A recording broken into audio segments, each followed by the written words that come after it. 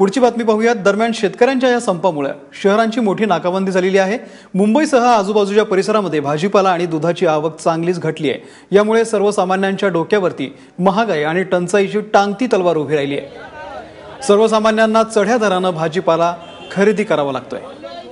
नवी मुंबई, दादर आणि ठाणे तीन ठिकाणची दृश्य आहे। तिन्ही ठिकाणी आज भाजीपाला अत्यंत कमी प्रमाणावरती आलेला आहे आणि त्यामुळे चढ्या दराने हा भाजीपाला शेतकऱ्यांना मुंबईकरांना किंवा शहरवासियांना हा अत्यंत चढ्या दराने विकत घ्यावा लागतोय। त्यामुळे शहराची मोठ्या प्रमाणावर कोंडी झालेली आहे।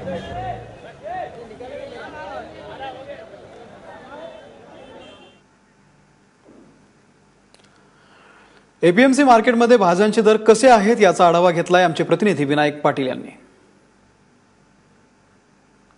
शेतकरी संपाचा आज दुसरा दिवस आहे आणि याचा परिणाम नवी मुंबईच्या एपीएमसी मार्केटमध्ये झालेला आहे। आज नवी मुंबई एपीएमसी मार्केटमध्ये गाड्यांची आवक फक्त 130 ते 146 गाड्यांपर्यंत ही आवक झालेली आहे।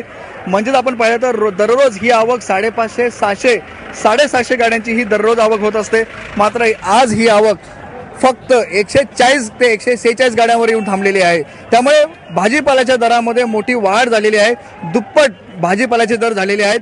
दररोज आपण पाहिले या ठिकाणी तर 15 ते 20 रुपये किलोनी मिळणारी भाजी आज याच्यामध्ये दुप्पट वाढ झालेली आहे आणि 40 रुपये ते 50 रुपये होलसेल मार्केटला हे भाजीचे दर गेलेले आहेत। त्यामुळे होलसेल मार्केटला जर एवढे दर झाल्यामुळे याचा परिणाम आहे तो किरकोळ मार्केटला याच्यापेक्षा जास्त दिसून येणार आहे। आज दुसरा दिवस आहे, हेच दर किरकोळ मार्केटला याच्यापेक्षा जास्त असू शकतात। त्यामुळे होलसेल मार्केटला जर 40 रुपयेपर्यंत भाजी असेल तर किरकोळ मार्केटला हीच भाजी 60 ते 70 रुपयाच्या पुढे गेलेली त्या ठिकाणी पाहायला मिळते। आपण पाहिलं तर 140 ते 146 ज्या गाड्या आलेल्या आहेत त्या परराज्यातनं जास्त गाड्या आलेल्या आहेत।